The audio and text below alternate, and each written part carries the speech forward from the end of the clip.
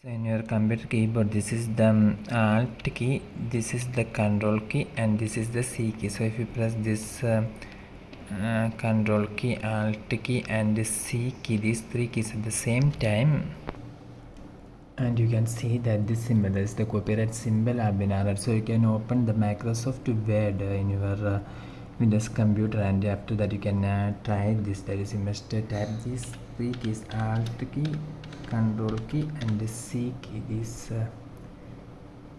you must type these three keys at the same time for getting the copyright symbol. Okay, this is the Control key, this is the Alt key, and this is the C key. So you press these three keys at the same time.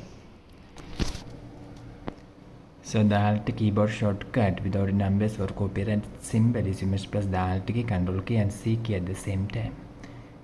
For more, you can subscribe. Thank you.